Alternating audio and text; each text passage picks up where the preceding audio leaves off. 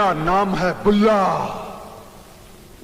रखता हूँ खुल्ला। दोस्तों, आज के दौर में शायद ही कोई ऐसा शख्स हो जो इस एक्टर को ना जानता हो। भले ही यह वीडियो आज मीम प्रधान समाज के लिए हास्य का सबब है, लेकिन 90 के दौर में इस अदाकार ने फिल्मों में ऐसे ऐसे विलेन के किरदार निभाए हैं जिन्हें देखकर लोगों के जहन में खौफ बैठ जाता था। जी हाँ दोस्तों, एक विलेन के तौर पर मुकेश ऋषि का बॉलीवुड में सिक्का चलता था। उनका रौबदार लहजा, लंबी चौड़ी कदकाठी और बैकग्राउंड म्यूजिक मिलकर ऐसा माहौल बनाते थे कि फिल्म का हीरो भी उनके आगे हल्का पड़ जाता था। लेकिन फिर वो अचानक फिल्मों से कहां गायब हो गए। आइए आपको बताते हैं कि कैसे उनको साजिश करके हिंदी सिनेमा से गुमनाम कर दिया गया। दोस्तों, इस फिल्मी गुंडे का फिल्मों से दूर दूर तक कोई नाता ही नहीं था। जम्मू में जन्मे मुकेश को बचपन से ही क्रिकेट का बड़ा शौक था। खेल कोटे से ही पंजाब यूनिवर्सिटी में एडमिशन मिल गया। यहाँ वो टीम के वाइस कैप्टन भी बन गए। इसी दौरान परिवार मुंबई शिफ्ट हुआ। पढ़ाई के बाद वो भी मुंबई आ गए और भाई के साथ मिलकर पिता का बिजनेस संभालने लगे। पर उनका बिजनेस में मन न लगा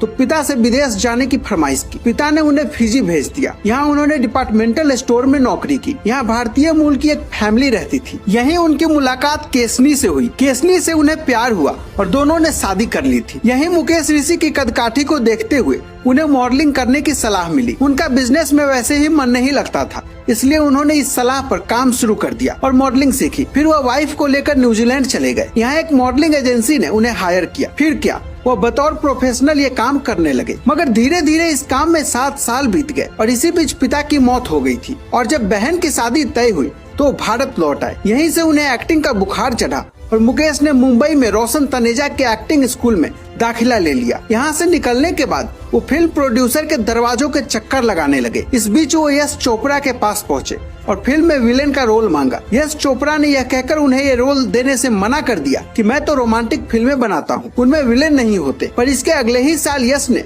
उन्हें परंपरा नाम की एक फिल्म में सुनील दत्त के खास आदमी का रोल दे दिया। इसके बाद उन्हें दिग्गज प्रोड्यूसर और डायरेक्टर संजय खान ने अपने TV serial the squad of Tipu Sultan में विलेन का एक छोटा सा रोल दिया। यहीं से मुकेश को काम मिलना शुरू हो गया। इसके बाद वो घायल और हमला जैसी फिल्मों में नजर आए, पर उनके करियर को कोई खास फायदा नहीं हुआ। फिर अचानक किस्मत ने उनको वो फिल्म दे दी जिसने उन्हें रातों रात स्टार बना दिया। बात 1991-92 की है। मशहूर डायरेक्टर प्रियदर्शन एक फिल्म बना रहे थे जिसमें उन्हें लंबे चौड़े खूंखार दिखने वाले विलेन की जरूरत थी। मुकेश उनसे मिले तो देखते ही यह रोल उन्हें मिल गया। यह फिल्म 1993 में आई जिसका नाम गर्दिश था। मुकेश ने इसमें बिल्ला जलानी के गुंडे का रोल निभाया। फिल्म रिलीज होते ही बॉक्स ऑफिस पर छा गई। फिल्म में हीरो से ज्यादा बिल्ला जिलानी को याद किया जाता है। यह एक्टिंग ऐसी थी कि लोग सच में उनसे नफरत करने लगे थे। इसके बाद उन्होंने घातक, सपूत, लोफर, जुर्मा, मृत्युदाता, गुप्त, बंधन, सूर्यवंशम, अर्जुन पंडित, पुकार और कुरुक्षेत्र से लेकर और भी न जाने कितने ही फिल्मों में जानदार एक्टिंग से